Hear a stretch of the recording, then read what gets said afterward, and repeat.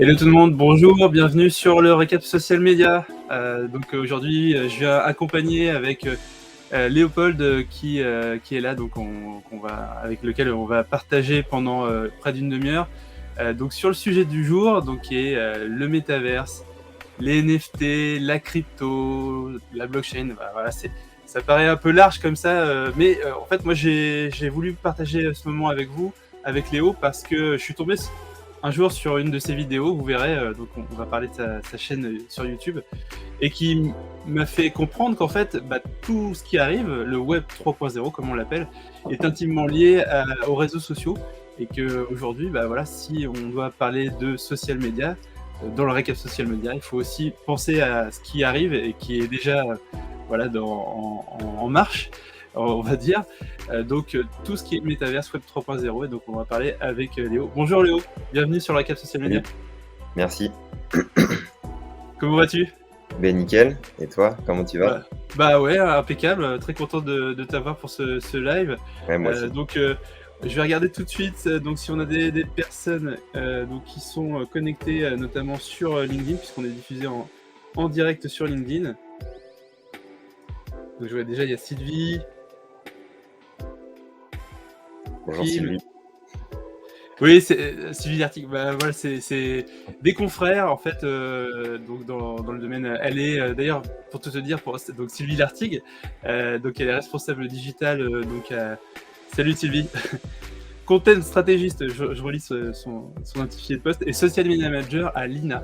Donc tu vois l'énorme base de données de l'INA avec donc toute la partie vidéo, et des fois elle nous sort des pépites qui sont absolument incroyables, qui ont été captées justement par cette énorme structure qu'est l'INA France. Voilà. Ah, salut Caroline. Donc on a aussi Caroline Kenney qui est avec nous ce matin. Très contente. Donc elle qui accompagne les entreprises avec Enway, donc sur le territoire rouennais. Du coup, je te présente un petit peu Léo, Caroline, Léo, Sylvie. On a Oscar de Fougereau, ça c'est peut-être plutôt dans ton réseau, je pense. Bonjour Oscar. Donc il y a du monde, tu vois. Donc je vais pas tous les présenter parce que voilà, je connais certains. En tout cas, voilà, bienvenue sur le récap social media. Très content de vous avoir ce matin. Comme vous voyez le bandeau, n'hésitez pas à poser vos questions à Léopold pendant le live. Et donc on se fera un plaisir d'y répondre. Enfin, on essaiera de vous donner des pistes, des éléments de compréhension. Bonjour Alexandra. Donc voilà. Alors pour démarrer ce récap social media, donc je voulais montrer un petit peu, te présenter et présenter ta chaîne CoinStation. Donc est-ce que tu peux nous parler du pourquoi, du comment t'es venue l'idée comme ça de créer cette chaîne que j'avoue vraiment, je me suis abonné dès la première parce que je te connaissais déjà, mais franchement en fait le sujet est très très intéressant, et en plus c'est vraiment une chaîne guide pour ceux qui veulent un petit peu plus comprendre la technologie blockchain, les cryptos, enfin voilà, tout ce qui tourne autour des bitcoins, Ethereum et tout ça. Donc voilà, je te laisse en parler et nous expliquer comment t'es venue cette super idée. Donc déjà, moi, l'économie et la technologie, c'est des choses qui me passionnent beaucoup.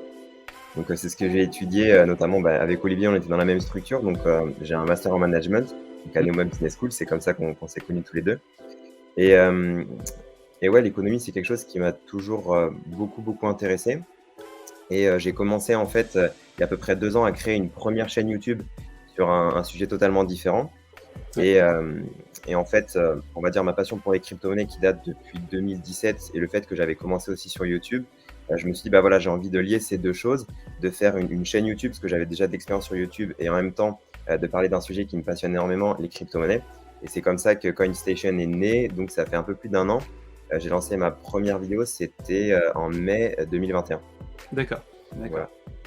Et c'est vrai que moi je t'ai connu aussi un peu avec le montage vidéo, puisqu'on a travaillé ensemble sur des projets vidéo, et j'avoue que dès qu'on a commencé à travailler, j'ai vu que tu avais vraiment une appétence pour ça, que tu avais envie de faire. Et justement, je me rappelle d'une vidéo que tu avais fait de tuto, qui avait super bien fonctionné sur les réseaux sociaux. C'était très didactique, c'était bien monté, et ça donnait envie. Et j'étais très content en plus de te retrouver justement dans CoinStation, justement pour parler d'un sujet qui toi te touche, enfin voilà, tu as voulu partager cette expérience auprès des internautes. Bah, donc voilà, je vous invite tous, pour ceux qui regardent aujourd'hui ce live, à aller vous abonner à CoinStation si vous voulez vraiment un peu plus comprendre, parce que voilà, je vous avoue, moi je suis dans le digital, plutôt dans la communication digitale, et la technologie, ouais, j'ai connu le web à son début, tout ça. Là aujourd'hui, il y a une accélération qui est très très forte, il y a beaucoup de technologies à comprendre, le blockchain d'abord, les cryptos, les NFT, enfin tout ce qui englobe le métaverse, Web 3.0, et c'est pour ça que je trouve qu'il y a beaucoup d'éléments de réponse dans ta chaîne. Donc allez voir la chaîne de Léo. Voilà. Merci Olivier. Donc ça c'est pour la première la présentation. Et puis on va commencer sur les questions. Avant ça, je voulais faire juste une petite aparté sur un article que j'ai trouvé sur Influencia. Voilà, avec le Web3, les communautés vont retrouver un pouvoir. Jean-Christophe Yobé, donc analyste financier chez Faber Novel, voilà, donc qui est un expert aussi des domaines médias et tech, nous explique que Léo Web 3.0 va permettre aux utilisateurs de reprendre possession en fait d'un certain nombre d'éléments. Mais voilà, ça passe par des questions évidemment d'adaptation, on va dire, de pédagogie, est-ce que justement Léo tu fais. Et donc je voulais voilà, pour démarrer, pour toi Léo, en fait la première question que je vais te poser, c'est le lien que tu fais entre crypto-monnaie et réseaux sociaux.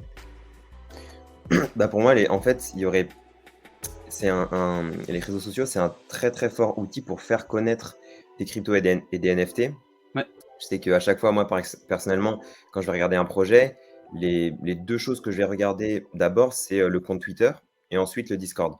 Et donc c'est là, en fait, je pense que c'est pour détecter si un projet est un projet avec beaucoup d'avenir, un beau projet, c'est regarder d'abord ces deux plateformes, tout simplement parce que grâce à ces plateformes, on va voir s'il y a une vraie communauté derrière Oui. le projet.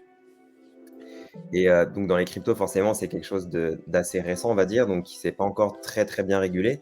Donc il peut y avoir beaucoup de projets avec des gens, je sais pas, peut-être pas aussi bien intentionnés qu'on voudrait, quoi. Il y en a toujours au moins voilà, une dizaine, 10%, 20% des projets comme ça. Et de regarder justement ces réseaux sociaux, c'est un peu un moyen de voir si, voilà, si on peut avoir confiance dans ce projet ou pas.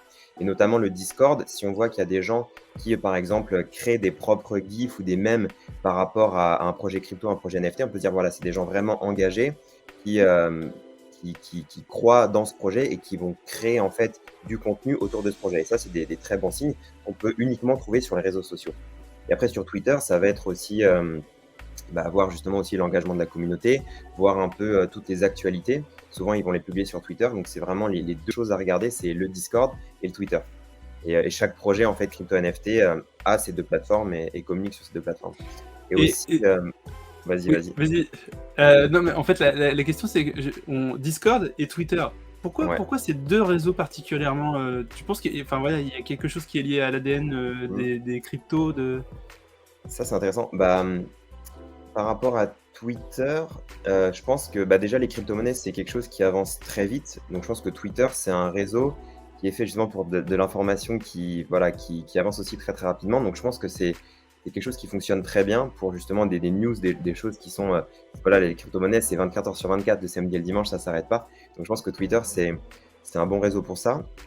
Et Discord, je pense que donc la différence, on va dire, avec le Web 2 et le Web 3, c'est qu'un projet Web 3, il va être forcément porté par sa communauté. Et Discord, c'est un outil génial pour justement interagir avec la communauté. Et finalement, la communauté aussi va se créer à travers le Discord, à travers pardon, tous les channels, enfin toutes les possibilités en fait sur Discord. Donc voilà, je pense que Discord, c'est pour la communauté et Twitter, c'est pour la rapidité de l'information. Ouais, ouais, mais c'est vrai que moi je percevais ça aussi de cette façon-là, des fonctionnalités vraiment spécifiques et qui répondent aux besoins justement des communautés comme ça qui entourent la création NFT et C'est crypto-monnaie. ça, Le c'est temps ça, réel d'un côté, les thématiques, des discussions vraiment thématiques et bien hiérarchisées dans Discord. c'est Dans ça. Discord, pour ceux qui connaissent pas, voilà, c'est un réseau social plutôt avec un ADN, on va dire, tech, plutôt même gamer, on peut dire. Enfin, Ouais, peut-être tout à Twitch, fait. c'est un peu plus gamer que ça, mais vraiment qui est très bien fait pour hiérarchiser une discussion. Et donc c'est vrai que ouais, là, sur ta vidéo justement sur les 8 étapes à mener pour définir, pour choisir une crypto-monnaie à fort potentiel, bah, moi j'étais tombé sur la 5e étape, je dis ah bah oui en fait oui c'est vrai que c'est pas que de la technologie, c'est pas Bien que sûr. de la blockchain, c'est aussi des humains, des personnes qui s'engagent, qui croient en un projet et donc à travers les réseaux sociaux, à travers ces plateformes digitales, bah, Mmh. peuvent comme ça donner de la puissance, de la force à un projet de NFT ou de crypto. Exactement et je trouve que ça justement, Discord et Twitter, on voit bien l'ADN d'un projet et on voit s'ils sont là sur le long terme ou s'ils veulent juste parler, argent et voilà, que ça va être un truc, qui va pumper en quelques mois et Ouais. redescendre. Donc je trouve que voilà, ça permet aussi de bien comprendre ça. C'est un vrai échange de ça. Parce que moi, j'ai fait des petits tests, hein, je t'avoue, sur, du coup, je me suis mis à l'Ethereum, Mmh sur tes conseils. Enfin, voilà, je me suis renseigné, tout ça, j'ai fait un peu, j'ai suivi tes conseils, tes tutos, tes vidéos. Et puis, j'ai regardé un petit peu sur Twitter. C'est vrai que dès que, par exemple, vous pourrez faire le test, hein, ceux qui nous regardez. Si vous avez un compte Twitter, vous mettez le hashtag NFT. C'est pas impossible que vous ayez rapidement des bots, enfin des Bien comptes sûr, qui bien sûr. s'approchent, d'un système automatique. Mmh mh. Donc effectivement, ouais, faut regarder s'il y a vraiment de l'humain derrière, Exactement, à travers exactement. ces et ça, je trouve ça c'est super intéressant de voir qu'il y a une vraie dynamique communautaire. Mmh mh. Il faut, quand vous je pense enfin, je m'avance un peu, hein. Encore une fois, je ne suis pas conseiller financier. Voilà, je tiens à le préciser comme tu le dis si bien dans tes Exactement. vidéos. Bah, de ce que je vois, c'est qu'il faut quand même détecter des signes, humains, des Bien sûr. échanges, vraiment de la volonté de monter un projet en communauté sur, voilà, une vision, commune. Exactement. Mmh. Je regarde un petit peu s'il y en a donc on a pas mal de monde qui se sont connectés. Fabrice, oui, c'est mieux, ouais, d'accord. Fabrice avait une petite demande, donc Fabrice qui nous suit, depuis le début. Donc sur la musique d'ascenseur, j'ai arrêté. Donc j'ai retiré la musique de fond, donc voilà, c'était pour OK. n'hésitez pas, hein, ça c'est des commentaires utiles, hein. Moi je fais voilà, je teste, voilà, c'est une plateforme, on essaie que ce soit le plus agréable possible. En tout cas, merci, Léo pour cette première question. On va passer à la suivante. Alors, la suivante, donc justement, on a parlé crypto, NFT Mmh. et j'avais une question justement sur les NFT dans les réseaux sociaux. On a vu, bah, voilà, il y a de plus en plus d'annonces d'intégration des NFT sur les réseaux sociaux. Sûr. Sur mon compte Twitter, je l'ai aperçu, bah, d'ailleurs, j'étais avec mon fils, de 13 ans, il me dit: «Ouais, tu sais que maintenant tu peux mettre ton profil en NFT?» Mmh «Ah mh. bon?» Et oui, en fait, la photo de profil, alors c'est pas encore complètement, débloqué, hein, moi j'ai pas réussi Mmh mh. à le mettre, mais on va pouvoir avoir sa photo de profil qui sera un NFT. Donc on Exactement. aura un lien contractuellement avec le dépôt de sa photo de profil. Enfin bref et j'ai vu aussi, bah, il y a Instagram aussi qui explique qu'il va intégrer les NFT, dans sa plateforme. Mmh Donc mh. encore une intégration de tout ce Web 3.0. Heu, Ça change quoi selon toi? Enfin moi là, j'ai résumé rapidement, mais toi, Mmh. qu'est-ce que tu entrevois entre donc dans cette intégration des NFT dans les réseaux sociaux? Bah, pour moi, en fait, ça va plutôt être, au niveau du créateur. Ouais, Donc là, aujourd'hui, par exemple, quand quelqu'un va créer du contenu sur Facebook, sur Instagram, hem, il va pas forcément être rémunéré. Après sur YouTube, c'est, 45 des revenus, vont à YouTube et 55 aux créateurs. Et après sur Spotify, je sais pas, c'est à peu près la même chose. Et du coup, ça fait que, donc on va dire, bon, on va prendre YouTube comme exemple. Entre guillemets, YouTube prend 50 des revenus pour les ouais, créateurs et le créateur a 50. Et avec les NFT, en fait, donc sur une plateforme comme OpenSea, le créateur va retenir 97,5 de la valeur et la plateforme va prendre uniquement 2,5.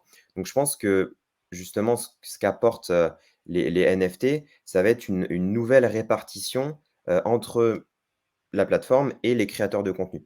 Et du coup, voilà, les réseaux sociaux, ça fonctionne uniquement, quasiment grâce aux créateurs de contenu, on va dire. Donc c'est voilà, ça va être une nouvelle façon de voir les choses et j'ai les chiffres justement par rapport à ça. ah ouais. Donc Si tu peux nous le partager, oui. ouais, je veux bien le partager. Donc c'est le rapport de je vous invite tous à regarder ce rapport, il est génial, c'est de A16Z, donc Andreessen Horowitz, ça s'appelle le rapport State of Crypto. Mmh. Et donc en gros, donc là sur 2021, juste sur la blockchain Ethereum, il y a eu 3,9 milliards de dollars qui ont été, enfin de revenus qui ont été pris par les 22 400 créateurs de NFT. Donc, ça fait 174 000 $ par créateur. Et Ouais. si je prends YouTube comme exemple, donc il y a beaucoup plus, bien sûr, il y a eu 15 milliards, mais qui ont été distribués aux 37 millions de chaînes YouTube. Donc, ça fait juste 405 $ par créateur. Donc, on peut voir que voilà, sur 2021, c'est voilà, enfin, c'est pas ce qu'on voit à l'écran, mais Non, non, c'est ouais, ouais, je retrouvais, mais je crois que c'est dans ta dernière vidéo justement, tu en parlais de ça, il me semble. peut-être, bah, c'est la prochaine vidéo que je vais faire. Je Ah vais parler de d'accord, ça, OK. Donc donc voilà. voilà. Donc c'est du teasing. OK, donc il faudra Voilà, voir c'est ça, la c'est du prochaine teasing. vidéo pour avoir plus Mais, d'éléments mais du là-dessus. coup, voilà, c'est quand même assez impressionnant de voir que quand on est créateur de NFT, on Ouais, va, on va avoir une très très grosse partie du revenu et ça va vraiment être, le revenu va être pour le créateur. Et quand on est sur un réseau social du Web 2, finalement, la majorité des revenus vont aller à la plateforme et pas au créateur. Donc je pense ouais. que vraiment le changement majeur, ce sera ça. Ah c'est donc ouais, reprendre, possession, pouvoir sur ce qu'on fait, sur les plateformes et Ouais, la création justement, qu'elle soit à juste titre, rémunérée. Puisque comme tu dis, bah, c'est vrai que c'est ce qui apporte de la valeur à ces espaces, c'est les créateurs de contenu. C'est la vraie valeur ajoutée, voilà, c'est ceux qui permettent aussi l'échange, que ce soit artistique, bien sûr. scientifique, enfin voilà, c'est ça qui fait que, bah, les gens s'y connectent et partagent. Donc effectivement, moi sur Instagram, je pense aussi, comme toi, je me disais, bah, voilà, sur Instagram, on trouve beaucoup de créateurs Mhm. qui des fois, bah, sont pas forcément rémunérés, ou voilà, très, très peu, mais qui des fois peuvent aussi être repris quoi, copiés. Ouais, Et là, les NFT, je pense que ce sera aussi un bon moyen d'identifier les vrais créateurs bien sûr, bien voilà, sûr, des copieurs, des copycats. bien sûr. Donc ouais, je pense que ça va être intéressant donc à suivre. Instagram, je vous l'avais annoncé il y a plusieurs semaines maintenant.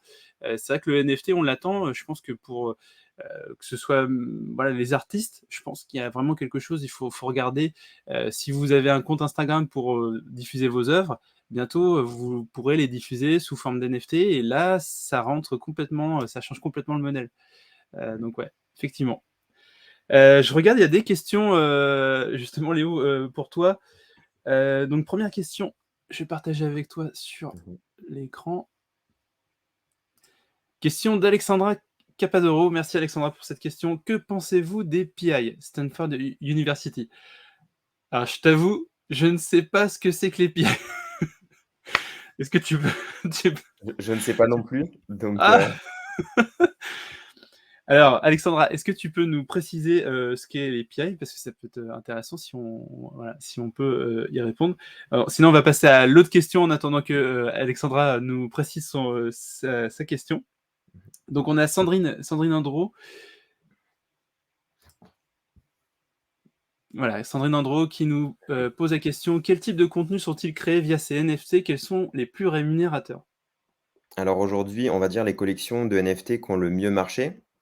Donc ça va être des collections de 10 000 NFT et les 2 plus grosses, ça va être, des profile picture NFT. Donc c'est des NFT qui ont un but justement d'être une photo de profil sur Twitter, on va dire.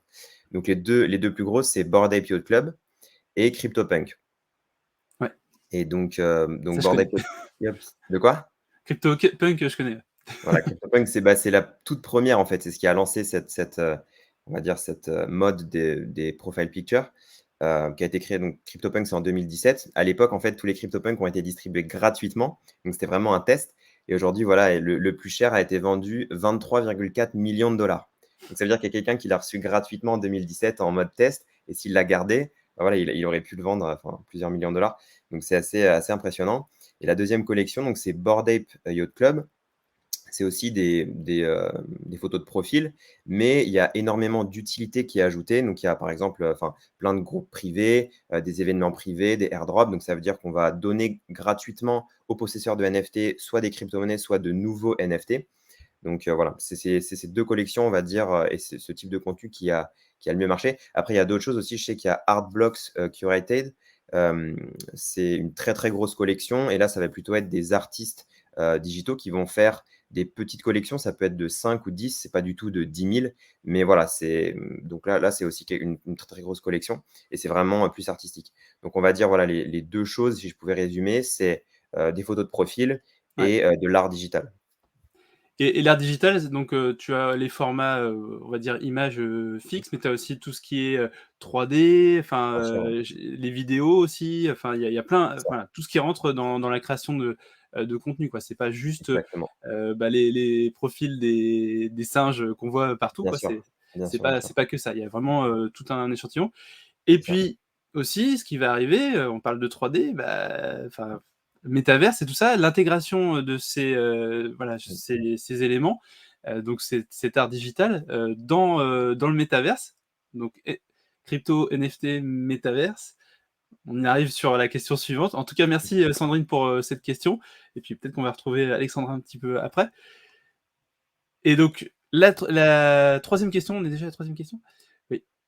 C'était métaverse, alors c'est pas celle-ci, c'est voilà, métaverse, réseaux sociaux, complémentaires ou pas? Alors justement, là on parlait, des NFT dans Instagram, on les voit aussi dans Twitter. La prochaine étape, dans le métaverse où ça y est déjà, comment ça se passe en fait? Comment tu vois ça, toi dans le métaverse, cette imbrication? Alors, bah, déjà oui, il y a déjà des NFT dans le métavers.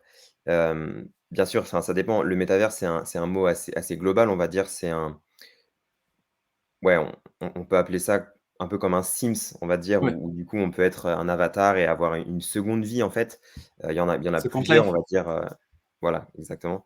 Et donc aujourd'hui, les 2 principaux qui sont donc, sur une blockchain avec des NFT, c'est, Decentraland et The Sandbox. Donc les Ouais, NFT vont représenter la plupart du temps, donc enfin, il y a différents types de NFT. Il y a des NFT qui représentent des parcelles de terrain, donc un peu des NFT, dans NFT/immobilier virtuel, on va dire, mmh, et d'autres NFT qui vont être, donc des habits. Ça peut être un chapeau, des baskets, un t-shirt, et donc ça, bah, oui, ce type de NFT, il va être représenté par une petite image quand on va aller sur un web browser classique, par exemple sur OpenSea, sur la marketplace.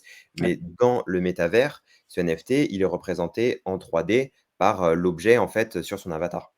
Donc Ouais, voilà, donc donc en fait, il y a une transposition entre le web, on va dire, c'est plus classique, comme tu dis, exactement, voilà, interface, plateforme web, où on retrouve, bah, voilà, tes petites icônes et tout ça.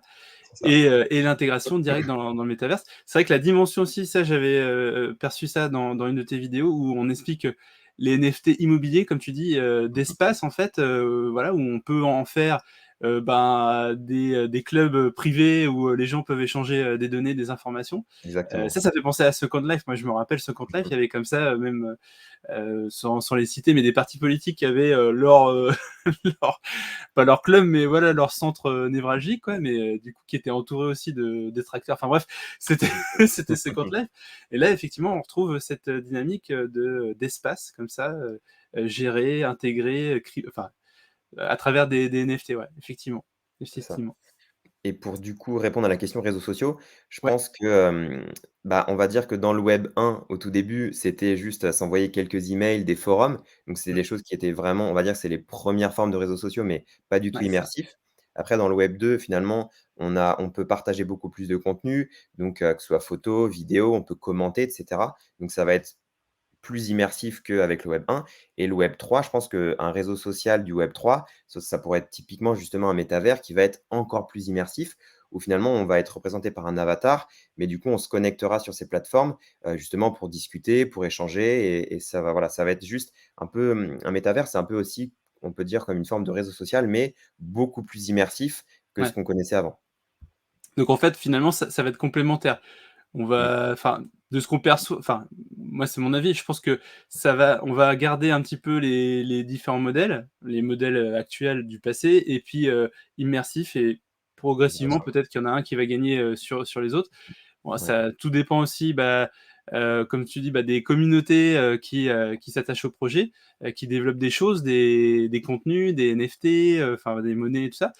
D'ailleurs, il y a un réseau qu'on a bien connu sous le nom de Facebook, qui aujourd'hui, est le groupe Meta. Donc ça veut dire quand même qu'il y a une bien sûr. application, forte. Il y croit, enfin Mark Zuckerberg en tout cas l'a bien expliqué qu'il est voilà, qu'il y croit à fond. Et d'ailleurs, juste une petite news que je voulais partager avec vous ce matin là-dessus. Tac. Voilà, il y a donc Meta va lancer une académie du métavers gratuit. Donc la maison mère de Facebook ouvrira une future école consacrée aux univers, immersifs à la rentrée 2022. Donc ça, c'est une du 12 juin, voilà. Heu, Clairement, enfin voilà, on sent qu'il y a vraiment une envie aussi que, il y ait des personnes qui développent, des espaces qui développent, de la valeur, sur, ces interfaces pour justement emmener plus de monde, sur cet univers. C'est ce qu'on disait avec Léo. Donc voilà, c'est, encore un exemple qui montre que, c'est en constante évolution, que petit à petit, ça va peut-être prendre une place de plus importante dans notre pratique, du web et des réseaux sociaux. C'est vraiment mêlé, comme tu dis. Voilà, je pense que le meilleur exemple que tu as donné, c'est voilà, on est sur OpenSea, un site qui semble assez classique et finalement, on va avoir des choses équivalentes, mais transposées à l'univers métaverse, l'univers métaverse, voilà, pour, pour qu'en fait, voilà, on ait plus d'immersion, plus de possibilités, de se confronter à des échanges, des espaces, enfin voilà et des possibilités, offertes par le web. Question suivante et ce sera la dernière, pour ce matin. N'hésitez pas encore, hein, si vous avez, des questions. Ah, Alexandra, on l'a pas récupéré, non. On répondra aussi après le live, hein, bien sûr, vous pourrez toujours, poser vos questions en commentaire et Léo et moi, on se fera un plaisir, voilà, de vous répondre. D'ailleurs, on mettra les liens vers, les différentes choses qu'on a évoquées durant ce live. Donc évidemment, la chaîne YouTube de Léo, Constation. Tu partageras, tes données, tes coordonnées, voilà, Bien avec les sûr. personnes participantes, il y a pas de souci.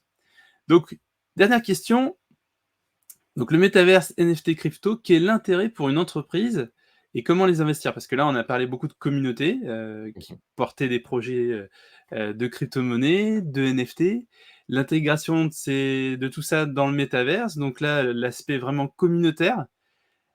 On a Voilà, tu nous as parlé un petit peu d'éléments, on pouvait acheter peut-être des baskets, virtuelles pour ses avatars et tout ça. Là, on sent quand même qu'il y a voilà, il y a peut-être, des entreprises qui gravitent, tout ça Mmh. autour, enfin en tout cas qui peuvent intégrer ça d'ailleurs, tu vas peut-être nous en parler. Mais voilà, pour une entreprise aujourd'hui, d'après toi, est-ce qu'il y a toutes les entreprises, enfin comment ça peut s'articuler tout ça? Comment elles peuvent l'intégrer justement dans leur stratégie de développement? Bah, c'est vrai que je pense qu'il y a pas mal d'entreprises qui ont, un peu sauté sur l'occasion pour justement communiquer au monde qu'elles sont aussi dans le web 3, qu'elles sont innovantes, qu'elles sont modernes. Mais après, il y en avait je sais pas s'il y en a beaucoup qui arrivaient à vraiment, percevoir, la valeur. C'était plus, je pense, voilà, communiquer autour de ça. Mais c'est vrai que, bah, aujourd'hui, clairement, celles qui ont tout intérêt à faire ça, je pense qu'il y a, toutes les entreprises qui vont être liées, au prêt-à-porter. Je pense notamment à Nike et Adidas qui ont vraiment pris le pli. Nike qui a carrément, acheté une entreprise, qui produit des NFT, qui a intégré enfin, au groupe Nike, c'est, l'entreprise Artefact. Donc, Mmh, voilà, eux, ils ont pris vraiment on va dire voilà, ils ont pris position dans le web 3 de manière assez forte. Adidas aussi l'a fait justement en faisant un partenariat avec, enfin ils ont acheté un Bored Ape Yacht Club, donc le NFT que je mentionnais juste avant, pour en fait avoir les droits commerciaux et pouvoir, produire, du contenu, en utilisant la marque Bored Ape Yacht Club. Et donc le prêt-à-porter tout simplement, bah, comme je disais, quand on a un avatar dans le web 3, enfin dans un métavers, on va vouloir justement, bah, porter des chaussures, je sais pas, Nike ou Adidas, avoir, par exemple un sac, voilà, de la marque, de notre marque préférée. Et donc finalement, toutes les marques du prêt-à-porter ont vraiment intérêt à commencer à créer des NFT, et voilà, des très beaux NFT pour justement être présents. Et le gros avantage, c'est que, bah, on va dire de manière logistique, voilà, il y a pas d'envoi à faire, il y a pas de retour, il y a pas de service client. Enfin, c'est voilà, on crée le NFT et ensuite, bah, à chaque fois en fait que à la vente du NFT, bien sûr, on a un revenu, mais on a aussi un revenu passif à chaque fois que le NFT est échangé. Il y a, enfin, le pourcentage est souvent c'est 2,5 qui du coup revient, au créateur de NFT à chaque fois que le NFT est vendu, en fait. Donc, pour ces marques, ça a un intérêt assez fort. Donc le 1er point, c'est au niveau, de l'image. C'est une image, voilà, on est oui. à la pointe de l'innovation, mais aussi en termes de revenus, c'est quelque chose, de très passif et qui peut être aussi une nouvelle source de revenus pour ces marques. Voilà, une nouvelle source de revenus totalement virtuelle. Et alors, du coup, enfin, de ce que je vois, ça risque, enfin, pour le prêt-à-porter, on voit bien, Mmh mh. Avatar et tout ça, mais c'est complémentaire finalement de ce qu'ils font à côté, quoi. C'est un business complémentaire, une source de revenus complémentaire, mais voilà, c'est pas, ça va, enfin, penser qu'une entreprise va complètement changer son business model, sur le virtuel, le métaverse et tout ça, c'est voilà, il y a peut-être certaines, d'ailleurs les premiers acteurs, je pense que c'est vraiment sur ça, enfin voilà, ils sont, on va dire, pure player du métaverse ou de la technologie blockchain. Mais à côté de ça, les entreprises plus traditionnelles, elles, il faut qu'elles arrivent à trouver quelque chose de complémentaire dans cet usage, dans ce nouveau médium. Mmh. Euh, voilà, pour l'instant, c'est clair que je vois, comme tu dis, les marques, les grandes marques sportives, ils ont tout intérêt. On voit que dans le luxe aussi, Ouais, bien il y a sûr. eu des choses qui ont été faites. Je me rappelle d'un article, notamment sur une Fashion Week virtuelle, où bon, c'était ouais, ils l'ont fait quoi, Mmh. mais quand tu regardes les stats et tout ça, le nombre enfin les problèmes techniques en plus qu'il y a eu, enfin voilà, Ouais, bah, oui, c'est le tu, balbutiement, donc il y a plein de ouais, bugs, tu te dis pour le grand public, on se dit bon, je suis pas, enfin j'essaye de me mettre à la place du grand public, c'est pour l'instant c'est très obscur quoi, c'est encore très bien très très sûr. lointain. Mmh. Moi, il y a des éléments, notamment sur l'art, où je trouve qu'il y avait des choses intéressantes. Et là, c'est pas sur, on va dire, des espaces qu'on pense tout de suite métaverse, mais sur Fortnite. Mmh. Voilà. Je me rappelle, le premier concert auquel j'ai pu participer, c'était avec Travis Scott. Ouais. C'était excellent. C'était juste excellent. C'était vraiment un partage d'un moment comme ça. Donc, là, c'était de l'artistique, quoi. C'était de la musique.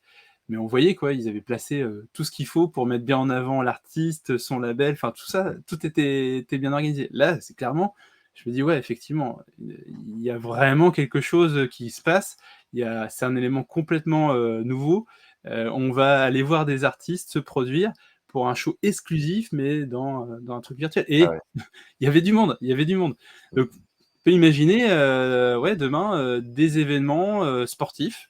Euh, enfin voilà, sur le métaverse, il y a plein de choses qui peuvent être greffées. Mais encore une fois, peut-être pas pour toutes les entreprises. Il y a des entreprises où il va vraiment falloir qu'elles trouvent l'accroche, peut-être la complémentarité avec ce qu'elles font actuellement. Mmh. Tout à fait. Et juste, ouais, pour la complémentarité avec le Oui, monde réel et le monde virtuel, il y a aussi, des, enfin des entreprises qui créent des NFT et qui les lient finalement au monde réel. C'est-à-dire, bah, on va acheter une chaussure dans le monde réel et du coup, bah, on aura aussi un petit QR code et grâce à ce QR code, on pourra avoir la même paire de chaussures, mais dans le métavers. c'est Donc il ça. y aura aussi un peu comme un monde miroir finalement entre le réel et le virtuel. Mm. Et j'ai vu aussi dans l'autre sens, c'est une plateforme, un site internet qui s'appelle Displate. Mmh. Displate, en fait, réalise des cadres en fait métalliques. Ils sont basés en Pologne donc pour la recommander. Donc il y a des créateurs, hein, il y a des créateurs de visuels et tout ça. Tu peux acheter ta commande et tout ça. Et là, ils se sont mis justement, ils vont proposer un cadre numérique digital qui affiche des NFT. Donc en fait, Mmh. ce sera lié en fait à ta propriété NFT que tu pourras exposer chez toi dans ton salon Mmh. sur un NFT que tu auras acheté voilà, sur les. Donc, là, il y a aussi le lien dans l'autre sens, le digital passe au réel. Et voilà, je pense qu'il y a tellement, tellement d'applications pour la suite. Voilà, donc on arrive à terme de. On est à 33 minutes, tu vois, on a un petit peu dépassé, on arrive au terme de ce live. Donc merci Léo pour ton intervention, c'était top. Ouais. Merci à toi pour l'invitation.